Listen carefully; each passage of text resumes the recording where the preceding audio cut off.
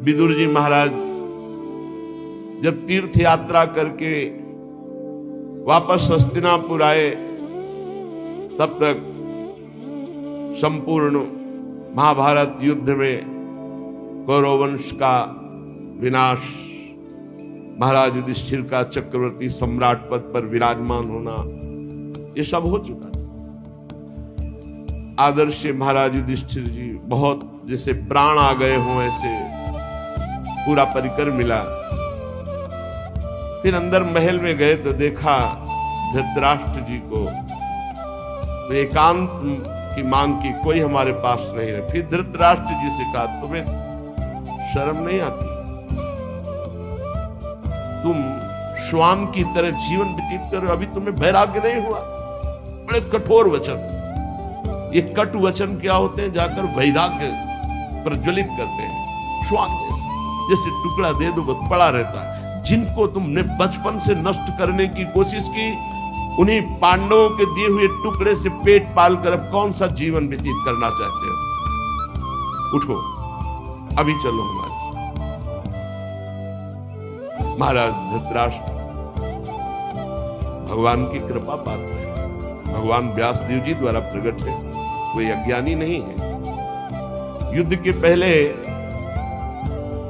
भगवान ने अक्रूर जी को भेजा था समझाने के लिए, जाओ धृतराष्ट्र को। तो धृतराष्ट्र को समझाया तो धृतराष्ट्र जी ने क्या उत्तर दिया था? बड़े ज्ञानी महात्मा धृतराष्ट्र जी कोई साधारण नहीं, वो लीला पात्र है। उन्होंने कहा, अक्रूर जी तुम बातें जितनी कह रहे हो सब मुझे पता है, मुझे ज्ञात है, मैं जान रहा हूं, पर मेरे हृदय में चमक कर अंतर ध्यान हो जाती है, इसका मतलब श्री कृष्ण कुछ करवाना चाहते हैं। अक्रूर जी मुझे सब ज्ञात है जो आप बोल रहे हो, मेरे हृदय में बातें चमकती हैं और अंतर ध्यान हो जाती है, इसका मतलब श्री कृष्ण कुछ करवाना चाहते हैं। और अक्रूर जी जो श्री कृष्ण करवाना चाहते हैं उसे कोई नहीं रोक सकता। महात्मा है। एकांत में हिमालय की भूमि पर एक पर्णकुटी और योगाभ्यास करा। साक्षात मूर्तिमान धर्म है विदुर जी। इधर जब महल में प्रणाम करने के लिए महाराज युधिष्ठिर आए तो देखा ना तो धृतराष्ट्र है, न गांधारी, न विदुर जी। तो बहुत चिंतित, बहुत शोकित, शायद मेरे द्वारा कोई त्रुटि हो गई हो, मेरे सेवा में तो शंका करके वो चले गए हों। इतने में देवर्षि नारद जी आए और उन्होंने कहा, आपको चिंता करने की जरूरत नहीं है, आज के 5वें दिन महाराज धृतराष्ट्र का शरीर भस्म हो जाएगा। पर्णकुटी में जो गार्हपत्य आदि अग्नियां हैं वो अपने आप कुटी को जलाएंगे, कुटी में बैठे हुए धृतराष्ट्र भस्म होंगे और धृतराष्ट्र की देह को जलते देखकर गांधारी उन्हीं के साथ अपने शरीर को भस्म कर देंगे। ऐसा ही हुआ। 5वें दिन महाराज धृतराष्ट्र का शरीर पूरा हुआ, गांधारी जी पति के साथ भस्म हो गई। विदुर जी वहां से तीर्थ यात्रा को चले गए। देवर्षि नारद जी ये बता करके तुम्बुर गंधर्व के साथ स्वर्ग को चले गए।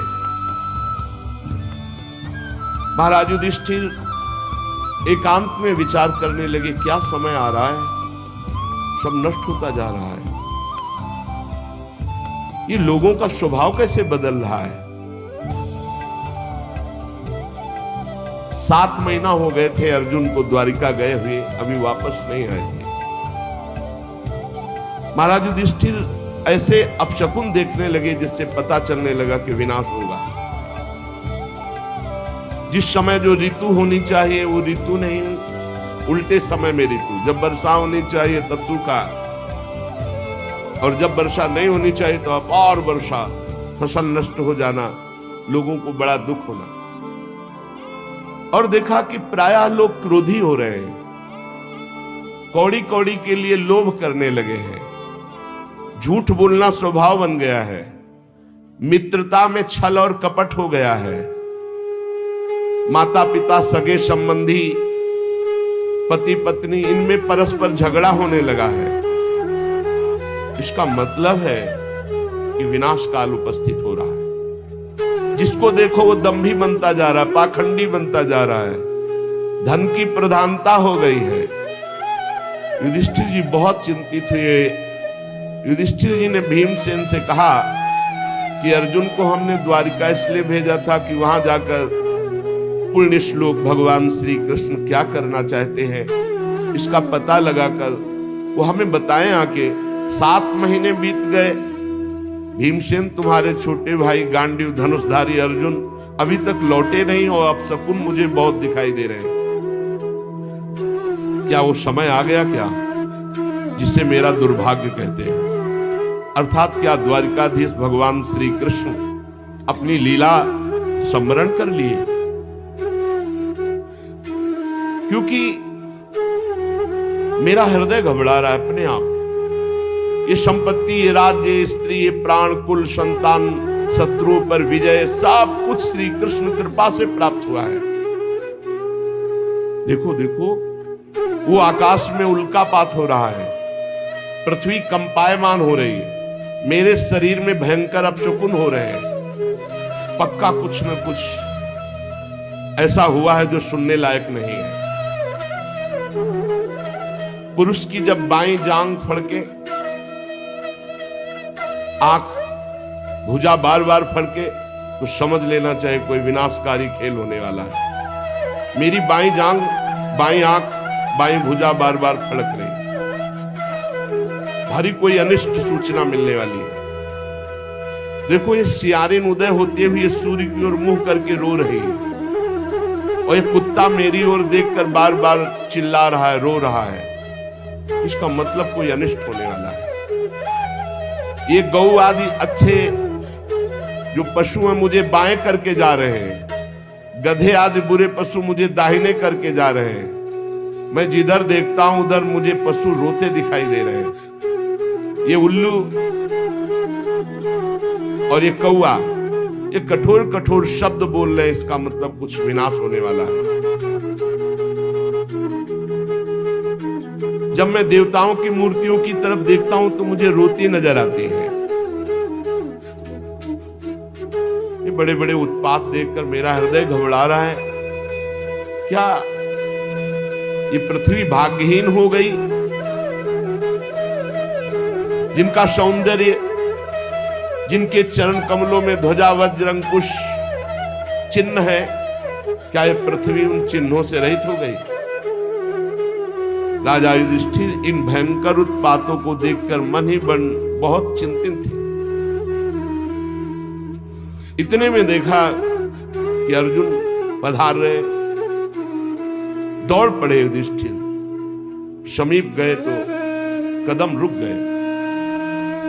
अर्जुन का मुंह उदास, आंखों से आंसू, शरीर शक्तिहीन, कांतिहीन।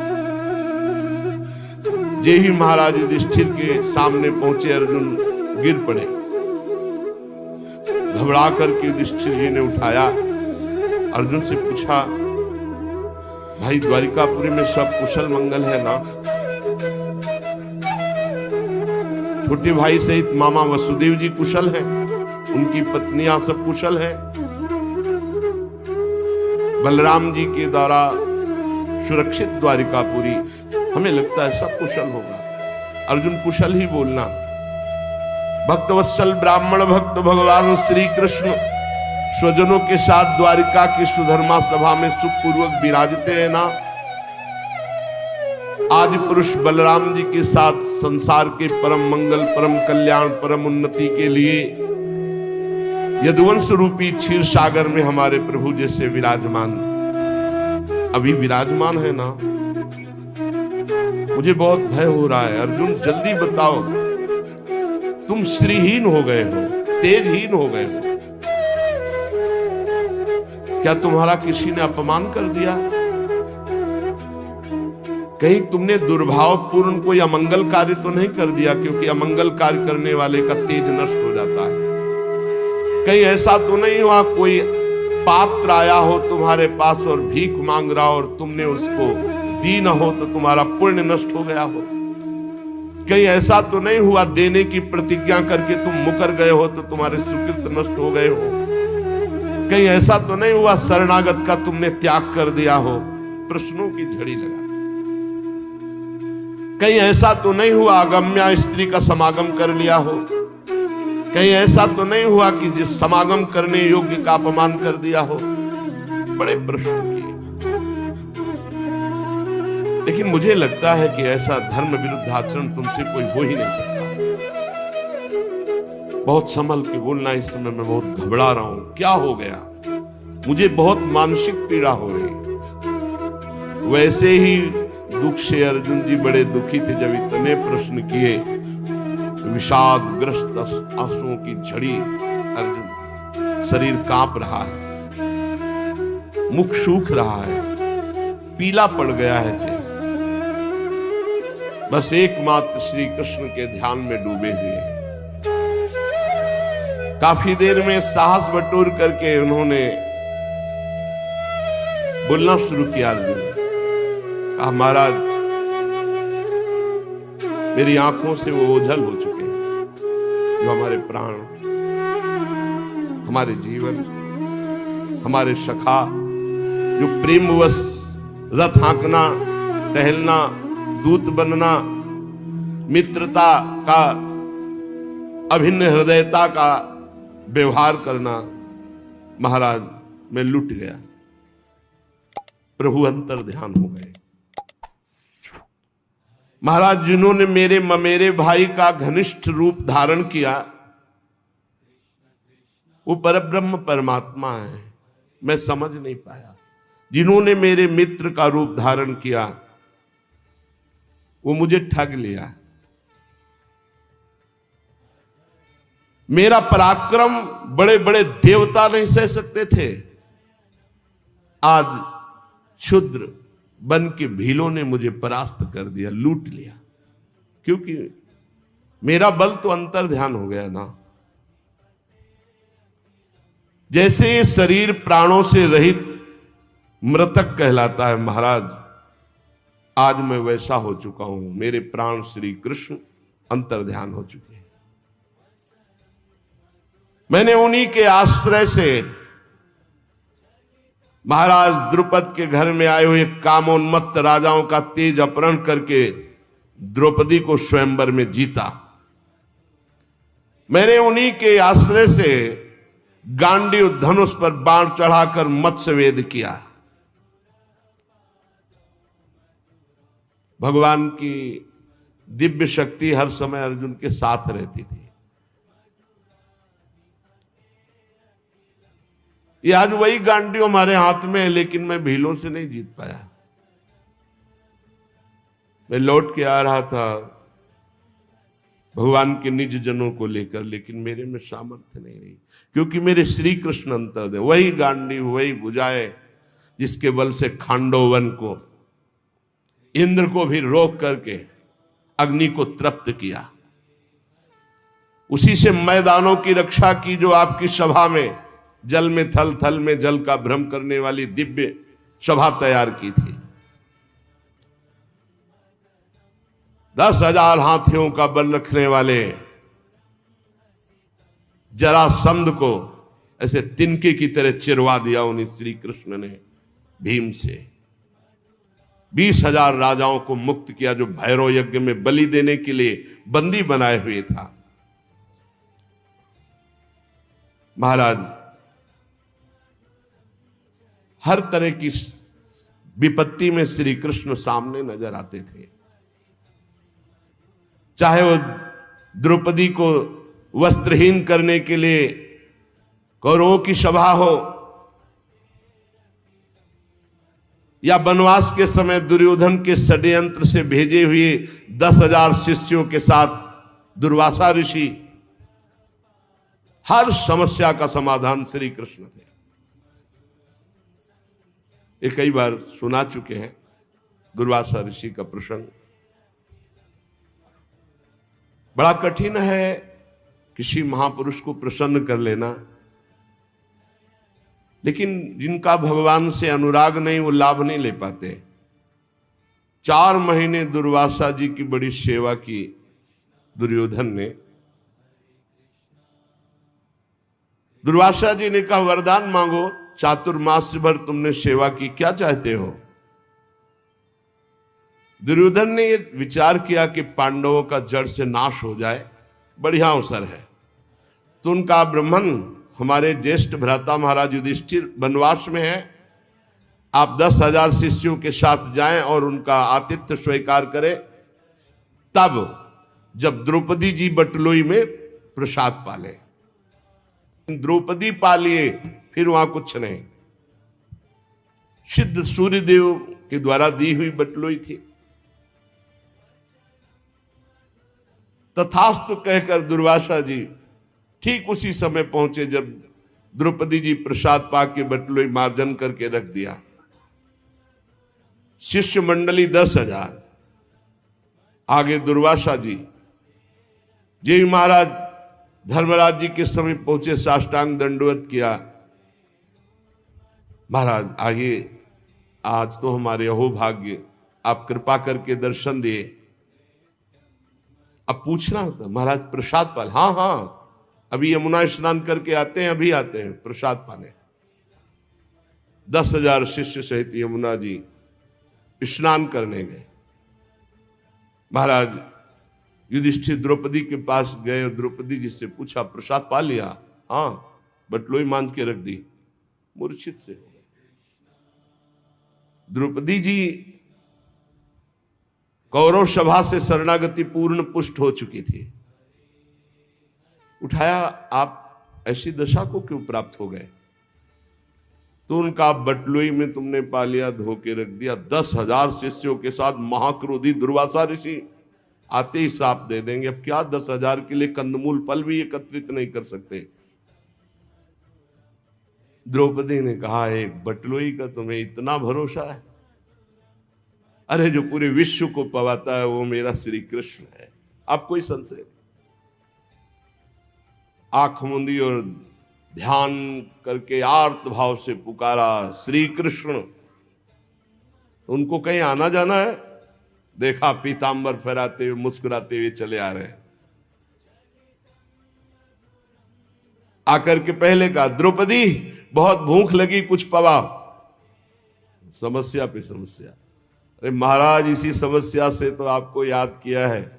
नहीं कृष्ण ने बाद में, बड़ी भूख लगी, कुछ खाने को दो। द्रौपदी ने फिर गदगद कंठ से कहा, प्रभु ऐसे तो मेरे बड़े भाग्य हैं कि आप ऐसे कह रहे, पर प्रभु इस समय कुछ नहीं है, बटलोई मांझ के रख दिया। अच्छा तो जरा बटलोई लाना। ये कर तुम अकर तुम अन्यथा कर तुम सर्व समर्थ भगवान का प्रताप देखो। कोई साधारण स्त्री भी जूठा पात्र थोड़ी धो के रखे कि रख दिया उसमें सीख जरा भी शीत लगा हुआ है। फिर ये तो पतिव्रता है, देवी है, ये कोई स्त्री से प्रकट है क्या? द्रौपदी यज्ञ से प्रकट है। दूसरी बात, जब भगवान सूर्य ने कह दिया कि द्रौपदी के पाने के बाद कुछ नहीं बचेगा, तो कुछ नहीं बचेगा। लेकिन श्री कृष्ण है, एक साक का शीत निकाला। कहां से निकाला? बटलोई से। सिद्ध बटलोई, धुली बटलोई, ये है श्री कृष्ण। और कहा इतने में तो पूरा विश्व तृप्त हो जाएगा। जबान में रखा तो वहां मुनिमंडली जो यमुना स्नान कर रही थी, ऐसा भरा बड़ा आचमन करने की जरूरत नहीं। बोले जाओ, भीम से कहा भगवान ने, कह दो पकवान तैयार है, आओ महाराज। बोले महाराज, बोले जाओ तो तुम कहो जा करके। जो ही भीमसेन गए तो वहां सब दुर्वासा जी से कहा, महाराज रसोइये ने ऐसे सुंदर व्यंजन बनाए, आप पधारे। तो उनका देखो आचमन करने की जगह नहीं। वैसे तो अगर 2 मिनट लेट हो जाते तो हम सब भाग जाते यहां से, क्योंकि किसी के सामर्थ्य नहीं है। शिष्यों ने कहा, गुरुजी आदेश मत कर देना, आचमन करने की जगह नहीं। उनका वरदान मांगो। तो बोले जिस भाव से दुर्योधन ने भेजा था वो उसी भाव को प्राप्त हो जाए। विनाश के लिए भेजा था, उनका तथास्तु। अर्जुन जी कह रहे हैं, जिनके बल से बड़े भारी दुस्तर संकट दुर्वासा से हम बच पाए, जिनके प्रताप से हमने भगवान शंकर को अपनी बाहुओं से युद्ध रूपी पूजा करके तृप्त कर दिया। भगवान शंकर से भगवान शंकर से कोई एक सेकंड भी युद्ध कर सकता है? अरे प्रलयंकारी रुद्र हैं, इनके सामने कोई नहीं टिक सकता। बाहु युद्ध या जितने अक्षय तूणीर में बाण थे सब ऐसे लीन हो गए। जब बाण मारते ना तो शरीर में अंतर ध्यान हुआ। अर्जुन जी को लगा ऐसा किरात कौन सा वीर है कि जो हमारे बाणों को ही लीले जा रहा है। जब एक भी बाण नहीं बचे तो गांडीव से प्रहार किया तो गांडीव भी अंतर ध्यान हो गया। अब उठा के वज्र जैसे घूंसों से प्रहार करना शुरू किया। जे भी भगवान शंकर ने प्रहार किया तो उनका रुक जाओ, 2 मिनट का समय दो, हम अपने आराध्य देव की पूजा कर ले, क्योंकि लगा कि इनके घूंसे से प्राण ही निकल जाएंगे। और मन में आया कि इतनी पीड़ा तो हमें कहीं किसी युद्ध में नहीं हुई, ऐसा कौन है जो मुझे कष्ट दे सकता है। तो उन्होंने कहा हाँ हाँ जो तुम्हें करना है कर लो। तत्काल रज से एक लिंग बनाया, कुछ पत्र पुष्प जंगल के और महादेव जी का। तो देखा कि जो पुष्प और माला डाली वो किरात के माथे पे। उनका प्रभु, तो बोले हाँ यही मैं देखने आया था कि तुम मेरे दिव्यास्त्र को रखने लायक हो कि नहीं। ये पाशुपतास्त्र ये साधारण नहीं है जो मैं तुम्हें देने जा रहा हूं, विश्व का विनाश एक क्षण में कर देगा, बहुत होश में। यही मैं देखना चाहता। उस समय भगवान शंकर को भी मैंने तृप्त किया युद्ध में, वो भगवान श्री कृष्ण के बल से। यत्तेज साथ भगवान युद्ध शूल पाणिर विस्मापिता सगिरिजोस्त्र मदान निजम में। वो प्रसन्न होकर अपना निज अस्त्र मुझे प्रदान किया। महाराज,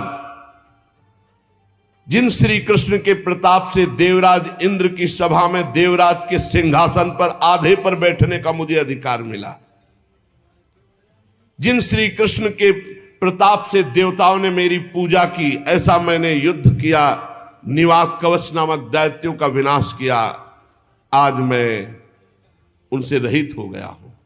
अर्जुन जी कह रहे महाराज मैं अपार शोक से युक्त हो रहा हूं। सोने बैठने टहलने, बड़ी बड़ी बातें, भोजन आदि के समय बड़ी मजाक करना, और कभी कभी तो मैं उन्हें कह देता कि मित्र तुम तो बड़े सत्यवादी हो, तो हंस देते। वो महापुरुष मैं समझ नहीं पाया। मित्र मित्र का जैसे अपराध सह लेता है, पिता पुत्र का अपराध सह लेता है, ऐसे मुझ दुर्बुद्धि का मजाक वो सहते। मेरे प्रिय सखा, मेरे प्रिय मित्र, नहीं नहीं मेरे हृदय, मेरे पुरुषोत्तम भगवान ने मुझे छल लिया। वो चले गए। मैं उनके निज जनों को द्वारिका से साथ ला रहा था। मार्ग में दुष्ट भीलों ने मुझे एक अबला की तरह हरा दिया। मेरे में कोई बल नहीं, वही गांडी, वही बाण, वही अर्जुन, कुछ नहीं कर पाया। लूट ले गए संपत्ति। वही मेरा गांडीव है, वही अक्षय तूणीर, वही बाण, वही रथ, वही घोड़े, वही रथी अर्जुन, पर मेरा सारथी नहीं, मेरे श्री कृष्ण नहीं, तो मैं परास्त हो गया, हार गया। लूट लिया भीलों ने। श्री कृष्ण के बिना मैं सार शून्य हो रहा हूं। क्या करूं? तुमने जितने ये सुहृद संबंधियों की बात पूछी सब नष्ट हो चुके हैं। पता नहीं क्या हो गया, सब आपस में मदोन्मत्त होकर एक दूसरे को मार डाला। यदुवंशियों ने एक दूसरे को ही मार डाला। महाराज केवल 4 या 5 लोग बचे हैं, पूरे यदुवंश का विनाश हो चुका है। वास्तव में ये केवल श्री कृष्ण की संहार लीला थी। बड़ा विचित्र खेल, एक दूसरे को मार डाला, एक दूसरे को पहचाना ही नहीं। सूत जी कहते हैं अर्जुन ये कहते कहते बेसुध हो गए। भगवान श्री कृष्ण के चरण कमलों के चिंतन में अर्जुन की चित्तवृत्ति अत्यंत निर्मल प्रशांत हो गई। इतना भक्ति का वेग बढ़ा कि मौन धारण करके आंख मूंद करके चुपचाप बैठ गए। बैठते ही भगवान की द्वारा जो उपदिष्ट गीता था, संपूर्ण गीता ज्ञान प्रकाशित हो गया। व्यवधान रहित परब्रह्म स्वरूप में अर्जुन स्थित हो गए। ये भगवान की कृपा होती है। ऐसा विशुद्ध ब्रह्मबोध, गुणातीत अवस्था, द्वैत संशय निवृत्ति, सूक्ष्म शरीर का भंग, जन्म मृत्यु चक्र से रहित जीवन मुक्त स्थिति को अर्जुन उसी क्षण प्राप्त हो गए। इसीलिए कहते हैं मेरे बनाए न बनेगी कोटि कल्प लो, आपके बनाए बनेगी पल पाव में। पल के चौथाई हिस्से में ये ही भगवान के वियोग में अर्जुन जी व्यथित होकर खड़े रहने की भी सामर्थ्य नहीं रही, बैठ गए। उसी समय दिव्य ब्रह्म ज्ञान जो भगवान ने दिया था जागृत हुआ। स्थूल सूक्ष्म कारण तीनों शरीरों का राग भस्म हुआ। अपने स्वरूप में स्थित जीवन मुक्त महापुरुष भगवान के स्वधाम गमन यदुवंश का संहार सुनते ही महाराज युधिष्ठिर शांत हो गए। देखो ये अंतिम लीला सबकी होनी है। निश्चय किया महाप्रस्थान। महाप्रस्थान कहते हैं मृत्यु को। अब महाप्रस्थान करना है। जन्म मृत्यु रूप संसार से अब मुख मोड़ लिया महाराज युधिष्ठिर जी ने। जब भगवान ने शरीर त्याग दिया तो अब हमारा इस मृत्यु लोक में क्या काम। जिस समय भगवान श्री कृष्णचंद्र जी ने इस पृथ्वी से अपने शरीर को अंतर ध्यान किया, उसी समय पाप और अधर्म में फंसाने वाला कलयुग का राज्य लागू हो गया। उसी समय से महाराज युधिष्ठिर ने कलयुग का फैलना देखा। देश में, नगर में, घरों में, प्राणियों के हृदयों में असत्य, छल, हिंसा, अधर्म, व्यभिचार, ये सब की बढ़ोतरी हो रही। अपने भाइयों से कहा महाप्रस्थान का निश्चय करो, अब रहना नहीं इस पृथ्वी में। बड़ा मंगल रूप होगा कलयुग का। विनयी पौत्र महाराज परीक्षित, जो अब कुछ सयाने हो चुके थे, गुणों में महाराज युधिष्ठिर के समान थे, समुद्र से घिरी हुई पृथ्वी के सम्राट पद पर हस्तिनापुर में महाराज परीक्षित का अभिषेक किया। और यहां मथुरा में शूरसेनाधिपति के रूप में अनिरुद्ध के पुत्र वज्र जी का अभिषेक किया। इसके बाद युधिष्ठिर जी ने प्राजापति यज्ञ करके आह्वानी अग्नियों को अपने में लीन किया और जड़वत होकर जैसे पागल बाल खोल लिए, सब वस्त्राभूषण उतार दिए, एक चीर वस्त्र लंगोटी धारण किया, भावना से वाणी को मन में, मन को प्राण में, प्राण को अपान में, अपान को उसकी क्रिया मृत्यु में, मृत्यु को पंचभूत शरीर में लीन कर दिया। शरीर को मृत्यु रूप अनुभव करके त्रिगुण में मिला दिया, त्रिगुण को मूल प्रकृति में, मूल प्रकृति को सर्व कारण रूपा प्रकृति में, प्रकृति को आत्मा में, आत्मा को ब्रह्म में विलीन करके जीवन मुक्त हो गए तत्काल। यह है भगवान के निज जनों का महामहिमामय स्वरूप। जीवन मुक्त, आवागमन मुक्त, पहले मुक्त, अब चीर वस्त्र धारण किया और नियम लिया कि मुख में ना जल जाएगा ना अन्न जाएगा। जब तक प्राण है ना अन्न ना जल। मौन, केश खोल लिए और बिना किसी को देखे सुने बोले निकल पड़े। पर ब्रह्म स्थिति उत्तर दिशा की ओर बढ़ते चले जा रहे हैं। भीमसेन, अर्जुन, नकुल, सहदेव, द्रौपदी, इन्होंने जब देखा कि भैया इस महाप्रस्थान को, तो ये भी महाप्रस्थान को भगवान श्री कृष्ण के चरणों का सब ध्यान करते हुए महाराज युधिष्ठिर के पीछे पीछे महाप्रस्थान। सबकी बुद्धि एकमात्र कृष्णाकार, सबकी बुद्धि श्री कृष्ण में लगी हुई।